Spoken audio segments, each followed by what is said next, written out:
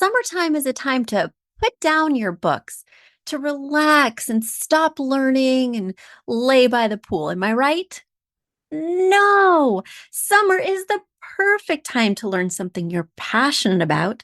If you love interior design, and I have a feeling you do based on the fact that you're listening to this podcast, then you are going to love my newest promotion. I am giving 50% off my value pack of online classes with a copy of my book, Affordable Interior Design. Those online classes cover everything from styling your home, selecting artwork, choosing paint, to feng shui, buying furniture, furniture placement, and so much more. Additionally, you get 6 months access to the classes so you can watch them over and over again and use my book as a reference point. So that way you can flip to it whenever you want to brush up your design skills. Additionally, I will autograph it for you. All of this is typically $99. But when you head over to affordableinteriordesign.com/classes, once again, that's affordableinteriordesign.com/classes, choose the value pack and type in the promo code SUMMER, SUMMER, summer. You're going to get 50% off, making your total $49 for everything I just described, the 3 online classes and an autographed copy of my book. This is a limited time promotion, so run, don't walk to the website affordableinteriordesign.com/classes to get your value pack for 50% off today. Use promo code SUMMER, and I will be sharing my tips with you and so much more all summer long.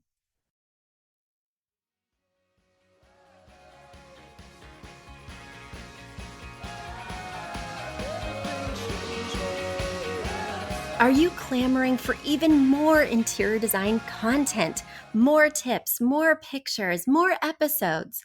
Well, then, you'll want to become a premium member. For as little as $5.99 a month, or for $29.99 for 6 months, you'll get access to not only our monthly bonus episode, you'll also get access to our complete archive of past bonus episodes. That's nearly 100 episodes of additional content. And you'll be supporting our podcast, not only helping to keep us on the air, but helping us to make really exciting changes like getting that YouTube channel, getting transcripts for our show notes, etc. We love our premium members and we'd love to have you be a part of it. Head over to affordableinteriordesign.com/podcast. On the right-hand side, you'll see the premium button. Just press it to get started today.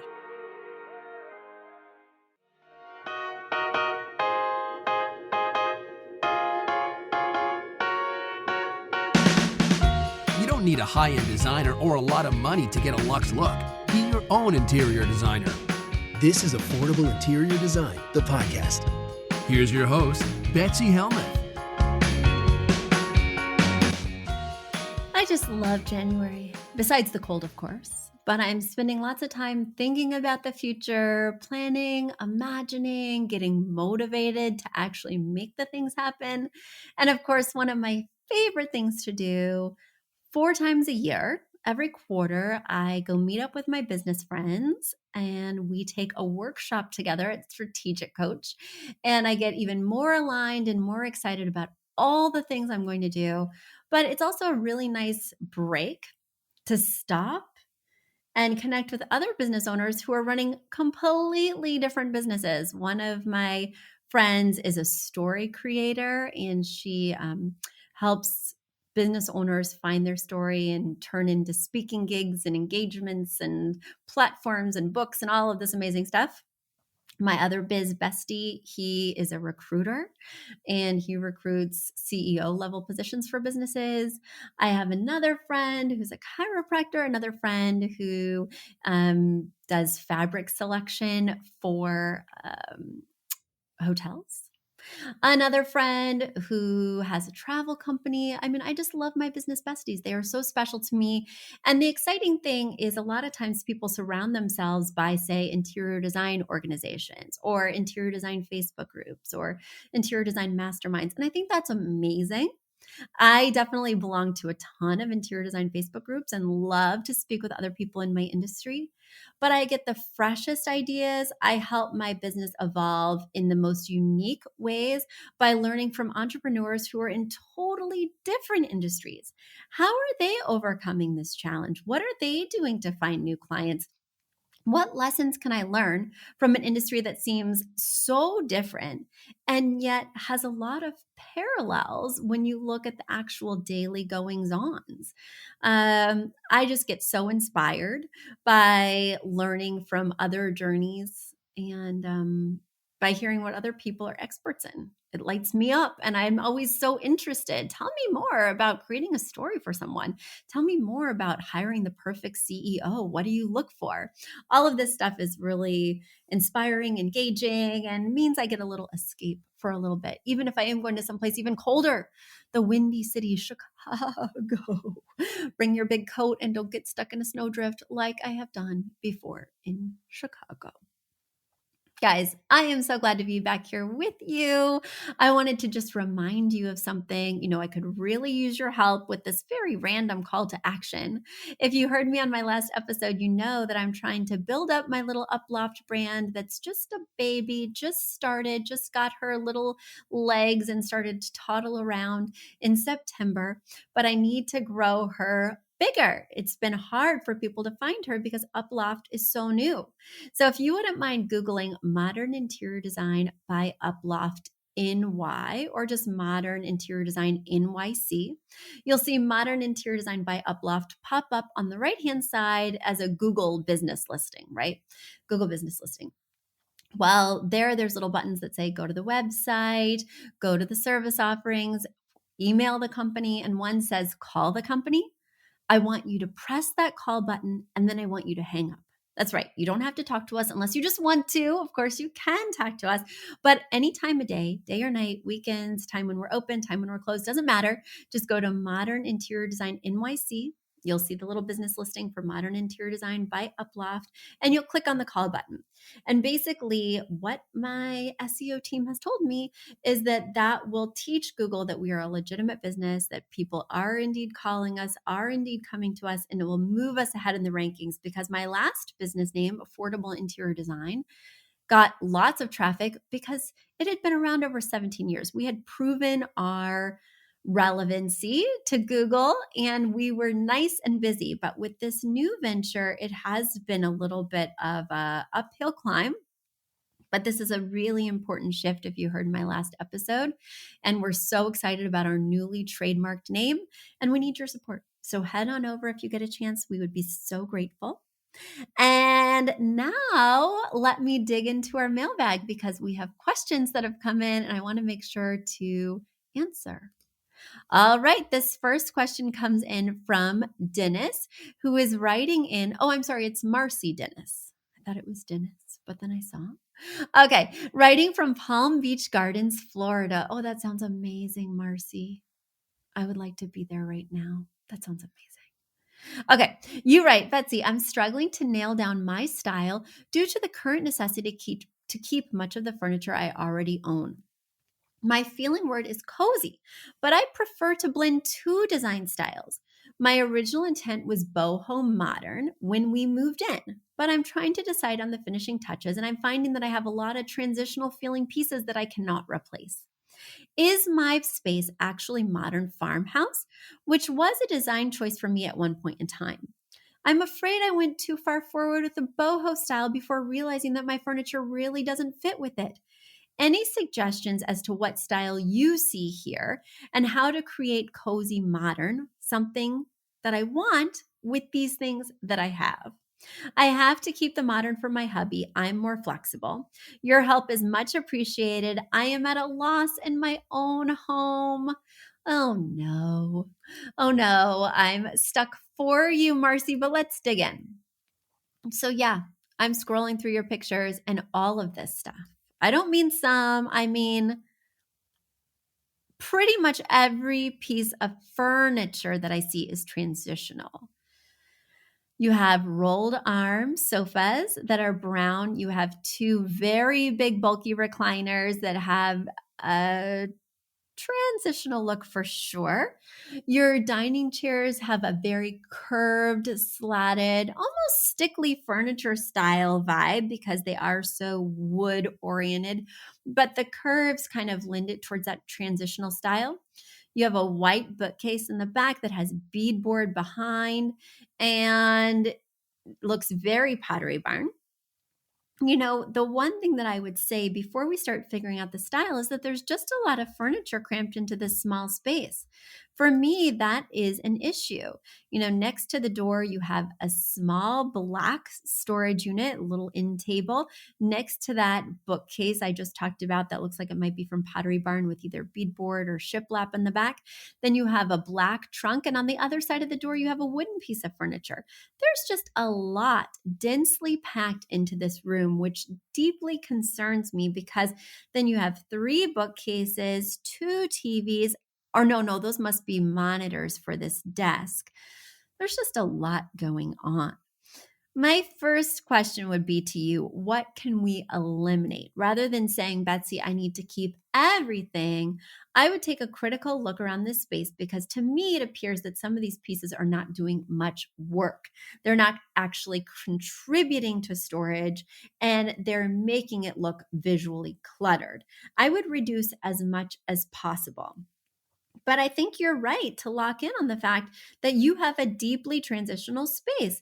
Your rug is an updated Persian style. I'm not seeing anything boho in here. I don't know. Am I missing the memo? I don't see boho. I don't really see modern farmhouse. I think you are at a true crossroads, Marcy. You have stuff that's a little bit all over the place. And there's a lot of stuff all over the place. I would start by eliminating as much as possible and then trying to find the through line in what is actually left over. Because I don't think you have a solid sense of style, nor do you have a clear color palette, nor do I see an inspiration piece. I am concerned. I'm concerned that we are keeping a lot of different pieces that do not currently have any sort of through line. And I would be more worried about getting that through line than I would be about incorporating a modern style. Like if you need to keep a lot of these pieces, modern is not the way it's going to go. I only see one piece that looks modern, and that's the TV stand, which is black with silver hardware, frosted glass fronts on the drawers. Other than that, I'm not seeing the modern, and I think you'd have to scrap a lot of this to embrace that as your style word. And the thing is, guys, you might have heard me say this before, maybe you haven't, but you said you're only keeping the modern word for your husband. Just don't tell him your 2-word phrase. He may not know if this is modern or not. Don't share that with him. One of the people I was on a coaching call with the other day for the academy, I was like, Betsy, what if your client doesn't agree with the 2-word phrase you create? And I think I've told you this story. One of my first clients, I shared with her my 2-word phrase, the filter through which I bought all of her furniture. One was the style word, one was the feeling word.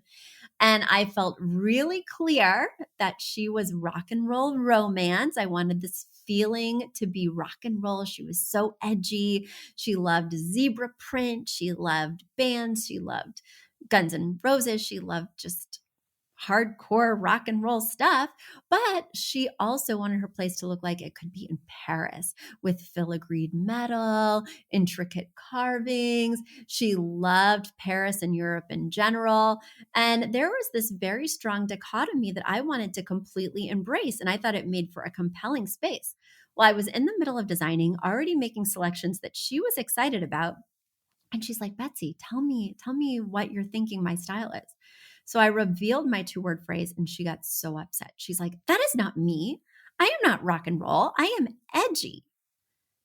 Now, to me, those 2 words could feel the same, could be the same, but everybody has different associations and connotations with words. And maybe your husband thinks that this rolled arm sofa in this brown kind of tan fabric is modern. Don't tell him that it's not. Don't correct him. Don't tell my client, actually, that's rock and roll and not edgy. Like, she can feel what she feels. The two-word phrase is a tool for me as her designer, or for me as the person designing my own space, so that I stay very clear on what I'm looking for when I'm shopping, and I'm creating a cohesive design that's centered around my style word and my feeling word. I think it is a huge issue, trap, problem, mistake to share your two-word phrase with your clients or with your spouse in this case. That is not something they need to know. They need to know whether they like the piece or they don't like the piece. They need to know whether they like your vision or they don't like your vision. They need to, of course, weigh in on your budget, but they do not need to know your two-word phrase, and I do not tell my clients anymore. And now it's time for a quick commercial break. Have you ever dreamed of becoming an interior designer? You don't want to go back to university, you don't want to work for a large firm, but you just don't know how to get started. You want flexibility, you want to pursue your passion, and you want to make income. Well, you should definitely check out the Uploft Interior Design Academy. It's my proprietary program that I've used internally for years and have made available to the public. Not only do you get video modules that you can take at your own pace, but you also get one-on-one coaching sessions with me, group coaching sessions with our Facebook group of Academy students, and so much more. If you're interested, get more information and sign up for an exploratory call with me at affordableinteriordesign.com/academy. Once again, that's affordableinteriordesign.com/academy. It's time to start living the life of your dreams. All right, let's move to my next question, which comes from Jean. And Jean is writing from Connecticut, Ellington. I don't know where that is. I don't know where I am in Connecticut, but I'm learning little by little. Each auction stop that I make is teaching me more and more about how I'm connected to larger Connecticut. And who knows? I may buy something spectacular from Ellington on an upcoming auction. I'll keep you posted. All right, you write, "Hi, Betsy. I'm a fan of mixed metals. I recently purchased this artwork from Wayfair and I love it. My question is, what other metals do I use? For instance, can I go with something brass or nickel like this one from West Elm? Or should I scrap that completely and look for something black or a color similar to the chandelier from Pottery Barn? Please help." All right, so let's look at this. Yes, you have a two-tone metal piece that combines both warm metal, brass, and cool metal, nickel. And when you introduce both metals into a space, you can decide if you want to use one metal for the other items or both metals for the other items. Typically, if I'm going to combine metals in a room, I pick one piece that's prominently located that combines both metals, whether it's the chandelier or, in this case, a beautiful wall hanging. It needs to be big and it needs to be conspicuous in the space so that everyone can understand what I'm doing. Oh, she's combining two metals throughout the space. That will allow you to use brass sometimes and nickel sometimes, and to combine them again in one element if you find that.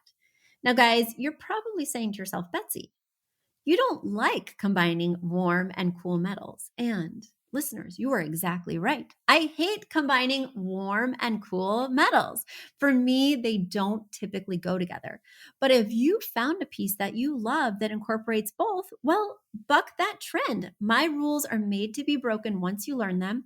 You're going to have a very hard time finding another piece that combines warm and cool metals because there's just not that much selection out there. People have been listening to me and they're not creating stuff that combines these metals.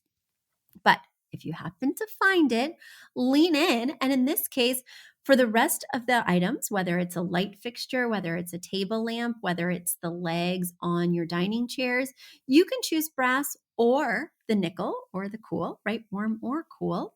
And I would try to find one other piece that combines both. Like I said, that's a tall order, but I think that it will make this feel more intentional and make the room feel much more cohesive. Guys, have you been tempted to break my rules? Are you wondering, "Betsy, how serious are you about this rule? Or can I bend it if I find something like this?" Well, I would love to help you. All you have to do is go to affordableinteriordesign.com/podcast. Again, that's affordableinteriordesign.com/podcast. And there you will see forms that you can quickly fill out to submit your question and have it answered live right here on the air. You can even see the pictures that people share on our YouTube channel. Just go over to Affordable Interior Design on YouTube and you will see all the images, everything I'm talking about, including this image from Jean. It's been wonderful to talk to you. Wow, my 2023 is starting out with a bang already. Thank you for writing in. Thank you, premium members, for supporting the show. And thanks to all of the listeners. I deeply appreciate you and can't wait to be back with you next week. Drum roll, please. Next week, I will be announcing the winner of the review challenge. So, those of you who went over to iTunes and wrote me a 5-star review in the month of December, you are entered to win my online class. I can't wait to reveal the winners on next week's podcast. You won't want to miss it. Stay tuned and have a wonderful week. Bye. Do you want to see pictures of the spaces that our listeners send in? Do you want to see images of the recommendations I'm making? Would you like to see show notes and videos of my podcast recordings? Well, you're in luck. Thanks to the support of our premium members, we have now launched a YouTube channel, an Instagram page, a Facebook page, and of course, a show notes page that goes along with our podcast webpage. I am so excited to share this with you. You've been asking for years for transcripts, images, and we have it all and so much more. Go to affordableinteriordesign.com/links. That's affordableinteriordesign.com/LINKS. There you'll see links to each one of those platforms. You can join, subscribe, and you won't miss a thing.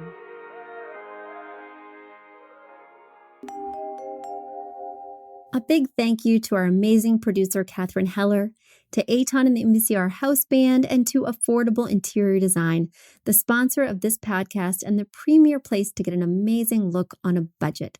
Check out affordableinteriordesign.com. If you guys love the show, the very best way to support us is by spreading the word. Tell your friends or write us an awesome review on iTunes. So until next week, guys, thanks so much for joining us, and I'll talk to you soon. Bye.